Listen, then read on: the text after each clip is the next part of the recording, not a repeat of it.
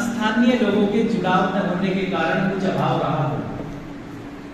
लेकिन फिर से अभी विद्यापति जी से मैं बात कर रहा था कि 7 वर्ष बता रहे थे कि वो हो गए, कि यहाँ बहुत ही द्रुत गति से और बहुत उत्साह के साथ में कार्यक्रम आयोजित हो रहे हैं।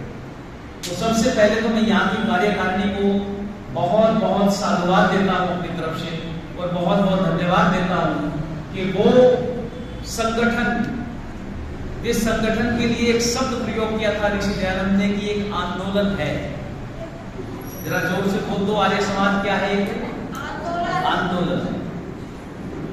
ये कोई ऐसा संगठन नहीं है कि जहां पर चेले और चेलियां बनाने का प्रयोजन हो, या आपसे धन ऐंठने का प्रयोजन हो, या आपसे किसी प्रकार का भी ढोंग पाखंड दिखावा कराने की बात करता हूं। ये लेस मात्र भी ऐसा कोई प्रयोजन नहीं है, बल्कि इसके लिए जो ऋषि ने शब्द प्रयोग किया था वो था आंदोलन।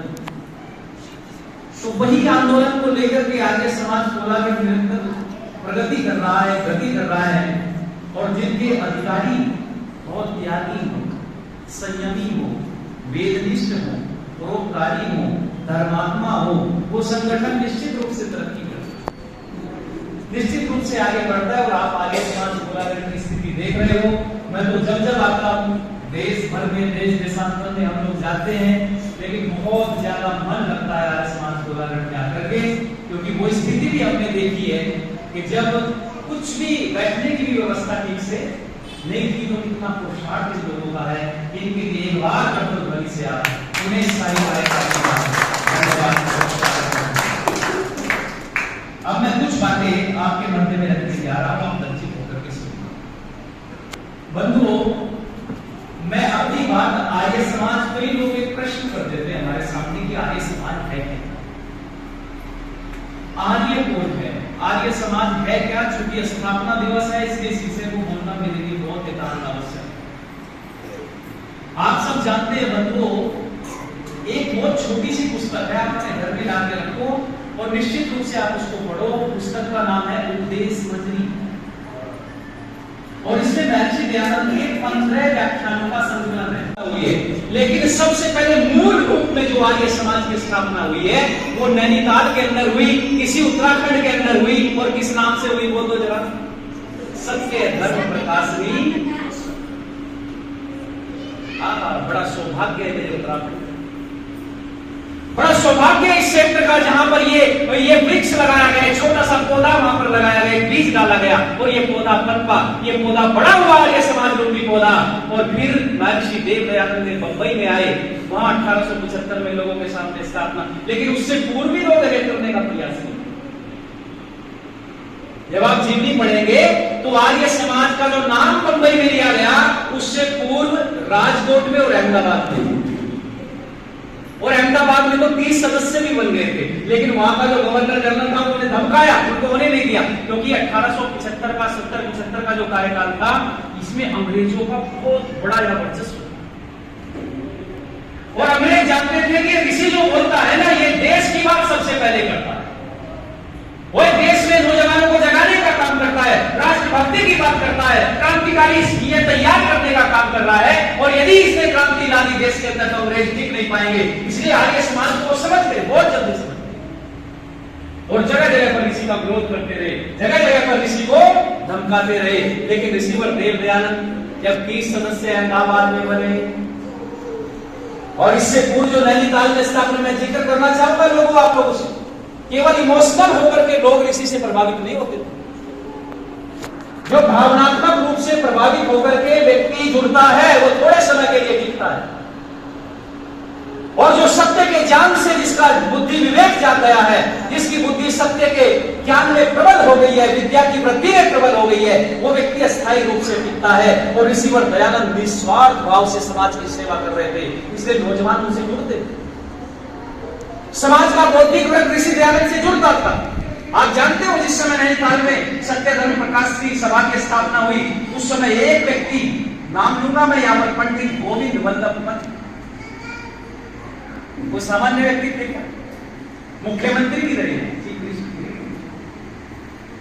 पंडित गोविंद वल्लभ पंत इतने प्रभावित हुए ऋषिवर दयानंद से कि ये सत्य धर्म प्रकाश की सभा जो ऋषिवर दयानंद आपने स्थापित करने की बात कही है और वहां के लोगों ने स्थापित की है, मैं पंडित गोविंद वल्लभ पंत इसका प्रचार प्रसार करूंगा।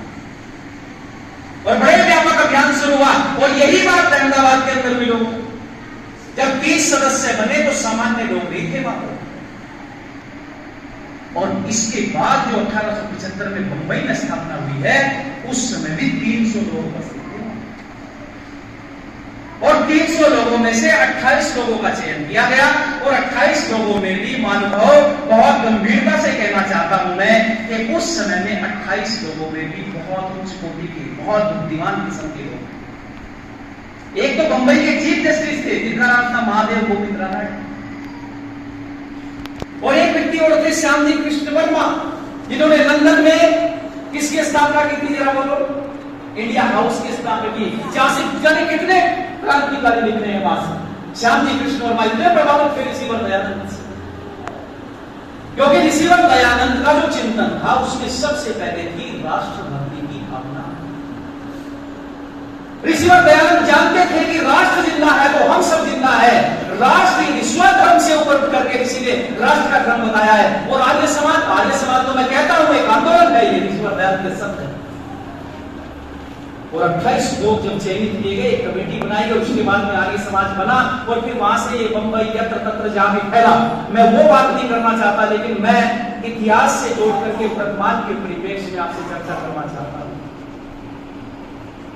मैं आप लोगों से ये बताने का प्रयत्न और प्रयास कर रहा हूं मानव कि ऋषिवर दयानंद ने इस उत्तराखंड का चयन किया, यहां सबसे पहले सत्य धर्म प्रकाश की सभा की स्थापना की और उसके बाद यत्र तत्र देश में फैला। लेकिन लोग प्राय एक बात कहते कि आर्य समाज है क्या?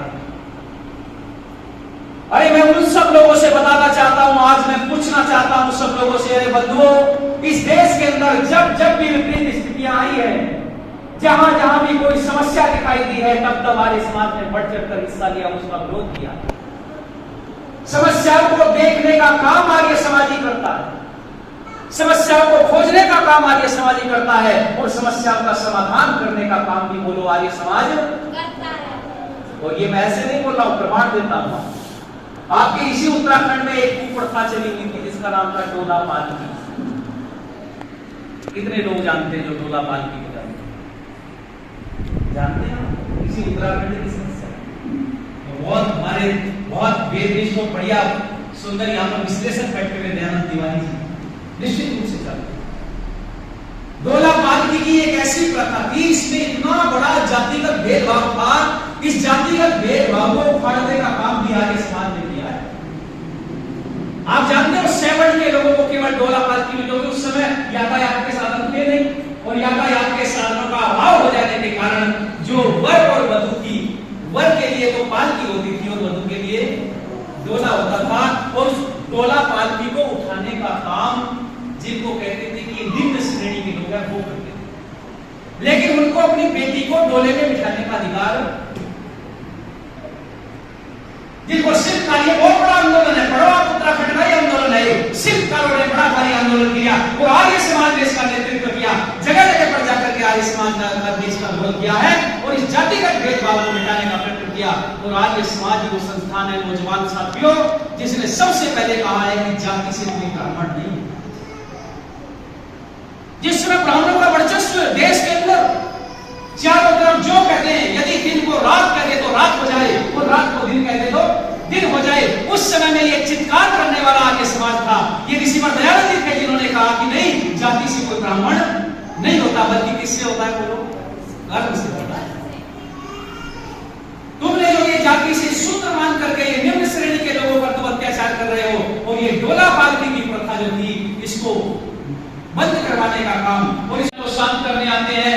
उस राज्य के अंदर कितनी बड़ी घटना हो रही है और इस घटना पर किसी का ध्यान नहीं गया, इस घटना पर एक आर्य समाजी का ध्यान गया, एक आर्य समाजी का ध्यान गया। मैं आपका ध्यान भी दिलाना चाहता हूं साथियों, नौजवान साथियों, गंभीरता से सुनना और लोगों को बताना क्या है आर्य समाज। पाकिस्तान जब बना 1947 में, जब विघटन हुआ, उसके पश्चात पंजाब का कुछ भाग पाकिस्तान की तरफ चला गया और जब पाकिस्तान में पंजाब का कुछ भाग चला गया तो एक व्यक्ति वहां से उठ करके चला और चल करके आपके उत्तराखंड में पहुंचा। और उत्तराखंड से पहले भी उन्होंने शिक्षा के लिए बड़ा भारी कार्य किया। वृंदावन में गुरुकुल पहले फरुखाबाद में खोला, लेकिन वो गुरुकुल वहां चल नहीं पाया किसी कारण से, फिर उसको वृंदावन स्थापित किया। और वो चाहते थे कि शिक्षा ज्यादा से ज्यादा भारतीयों को मिले, जिससे लोग उनको गवार न कह सके, लोग उनको गुलाम न बना सके। शिक्षा का स्तर लोगों में अच्छा बनेगा तो मेरा देश गुलामी की बेड़ियों से छूट जाएगा। ये मन में भाव लेकर के गुरुकुल खोला। और गुरुकुल खोलने के बाद में जब मन में धारणा गुरुकुल अच्छे से चलने लगा तो मन में जिज्ञासा उठी, मन में विचार उठे कि मैं अब अपने आत्म कल्याण के लिए प्रयास करूं। और इसलिए वो साधना के पथ पर, त्याग के पथ पर, तप के पथ पर बढ़ रहे। और जब तपस्वी जीवन बनाने की धारणा आई तो उत्तराखंड की तरफ बढ़े और उत्तराखंड में वो नैनीताल की पहाड़ियों के अंदर रहे। नैनीताल में घूमे, हल्द्वानी में घूमे, कोटद्वार में घूमे, यत्र तत्र जहां सब जगह जाने का प्रयास और प्रयत्न किया। लेकिन जब हल्द्वानी के क्षेत्र में आए तो उन्होंने ये घटना को देखा। और कौन सी घटना को देखा मैं आपसे बताने का प्रयत्न कर रहा हूं। इस उत्तराखंड की ज्वलंत समस्या थी उस समय। उन्होंने देखा कि और मन में विचार किया कि मैं कभी कल्पना भी नहीं कर सकता था, मैंने मन में विचार भी नहीं किया था। मैंने ठेलियों पर सब्जियां बिकती देखी है, ठेलियों पर सामान बिकता देखा है, ठेलियों पर मछलियां बिकती देखी है। लेकिन अहो दुर्भाग्य, ये देवभूमि कहलाने वाला राज्य आज ठेलियों पर क्या, मैं इस मंडी को देख रहा हूं जिसमें भारत देश की बेटियों को माँ बाप खड़े होकर के दो पैसे में बेच रहे हैं। अनुमान लगा करके देखो कैसा समय रहा होगा। उन बेटियों को जब बेचा जा रहा है तो मेरे वो दिखते हुए व्यक्ति का नाम ले रहा हूं मैं, बहुत आदर और सम्मान के साथ सारे समाज का नाम लेना चाहता हूं, जिनका नाम था महात्मा नारायण स्वामी। पढ़ो जी किया। महात्मा नारायण स्वामी कहते हैं कि मेरा सारा भ्रम दूर हो गया। अब मैं उस अपने जीवन के निर्माण, आत्मनिर्माण की तरफ, मैं मोक्ष की तरफ जाना चाहता था। लेकिन मेरे मन में विचार आया कि यदि इस घटना को मैं रोकने में सक्षम हो गया तो समझ लो मेरा मोक्ष हो गया।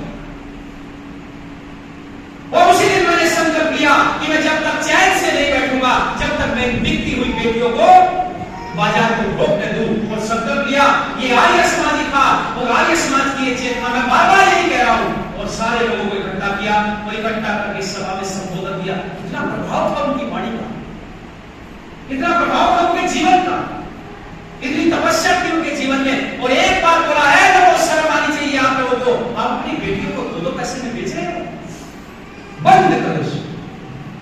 और जब ये बोला तो सारे लोग, बहुत सारे लोग विरोध में भी खड़े हो गए, लेकिन बहुत सारे लोगों ने आकर के स्वामी जी का समर्थन किया और कहने लगे स्वामी जी अब करें क्या इनका,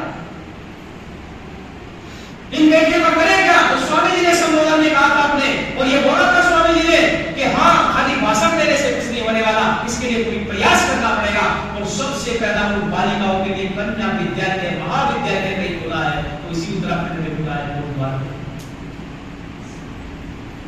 सबसे पहले पढ़ने का अधिकार नहीं था, पंडितों ने कहते पीछा छुड़ा दिया था, ब्राह्मणों ने, पंडितों ने क्या पीछा छुड़ा, स्त्री शूद्रो न दीयताम,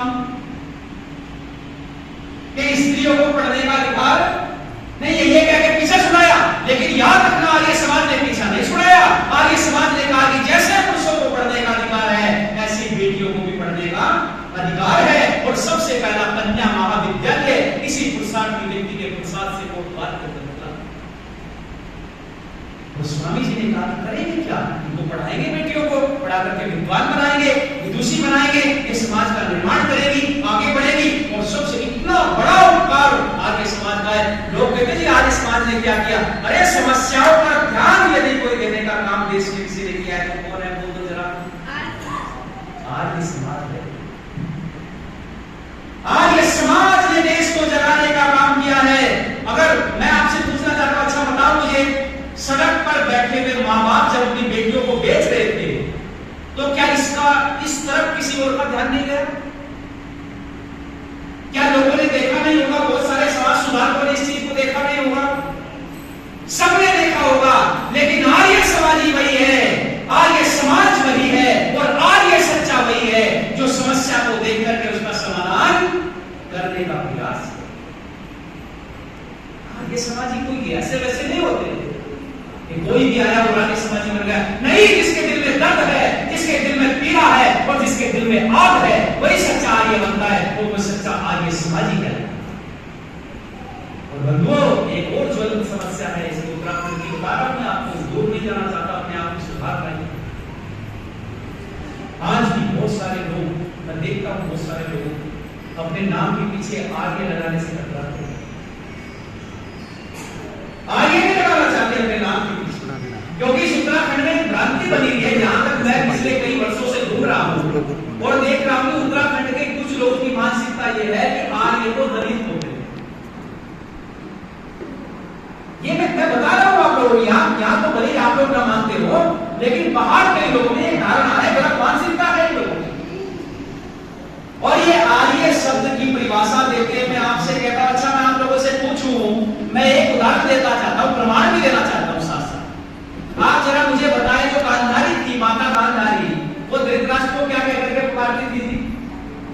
जरा जोर से बोलो, आर्य पुत्र। तो आर्य कोई दलित, कोई नीचे या बहुत ज्यादा नीचे गिरे हुए थे क्या? तो ये कैसी धारणा आगे की, हम पढ़ने से दूर किया गया, वंचित किया गया, और वंचित करने का परिणाम ये हुआ कि एक तबका हमसे कटता चला गया और दूसरे लोग आकर के उन्हें पकड़ लिया। लोगों ने कहा कि नहीं, मंदिरों की सीढ़ियों पर चढ़ने का अधिकार नहीं है, ये निम्न श्रेणी के लोग हैं, इनको मंदिरों की बीच के दौर में मध्यकाल में हुआ ये सब आपके बीच। अरे सीढ़ियों पर चढ़ने का अधिकार नहीं, कोई चारपाई पर आकर के बैठ भी जाता था, जिसको निम्न श्रेणी का लोग बताते थे, ये छोटी जाति के लोग बताते थे। यदि वो आकर के आपकी सीढ़ी पर, दरवाजे पर चढ़ भी गया तो समझ लो कि आपका धर्म भ्रष्ट हो गया, ये कहकर के आपने बताया।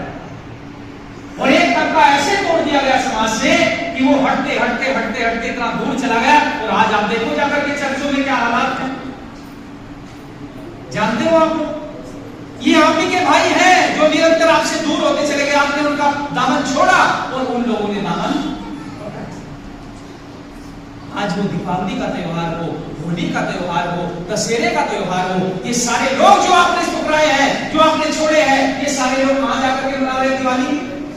आज चर्चों के अंदर दिवालियां बनी, उनके गले में क्रॉस का चिन्ह डाल करके पूरे गांव परिवर्तित कर दिए, पूरी की पूरी स्थितियां बिगड़ती चली गई। आर्य समाज, मैंने बार बार आप लोगों को कह रहा हूं, आर्य समाज ये किसी प्रकार का ऐसा आंदोलन नहीं है जो आपका मनोरंजन करता हो। मनोरंजन का साधन आर्य समाज कभी नहीं रहा। अपने जन्म से लेकर के आज तक आर्य समाज तो एक आंदोलन है। आर्य समाज तो आपके जीवन का निर्माण करना चाहता है। आर्य समाज तो आपको समाज के अंदर सम्मान दिलाना चाहता है, जो सम्मान के अधिकारी आप हैं।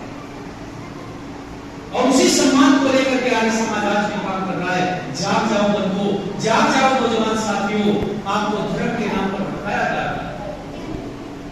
उन अपने भाइयों को गले लगाने का काम करिए, सच्चे अर्थों में आर्य समाज का कार्यक्रम सफल हो जाएगा। आज भी पहाड़ी क्षेत्रों में हम देखते हैं, सुदूर गांव में जाकर के देखो, यहाँ शहरों में तो बहुत ज्यादा जागरूकता है, लेकिन वहां गांव के गांव जो है ना, वो पूरे पूर्ण रूप से परिवर्तित होते जा रहे हैं, पूर्ण रूप से आपसे निपटते जा रहे हैं। और ये बहुत बड़ी जानी बुझी साजिश हुई है, बहुत बड़ी साजिश के तहत ये कार्यक्रम चलाए जा रहे हैं।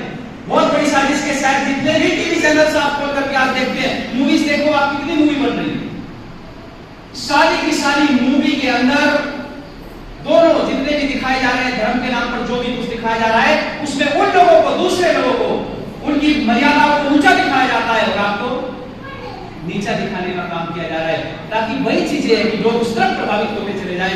और ये तो विश्वगुरु है देश, लेकिन हमने माना कहा अपने आप को विश्वगुरु, हम अपनी मर्यादाएं भूलते जा रहे। आर्य समाज यही कहते। और एक केवल डोला पालकी नहीं बंधुओं, आपसे मैं बताना चाहता हूं, जिस समय स्त्रियों की, महिलाओं की दुर्दशा इस देश के अंदर हो रही थी, सबसे पहले आवाज देने वाला, सबसे पहले जगाने वाले काम किसने किया बोलो? आर्य समाज ने किया।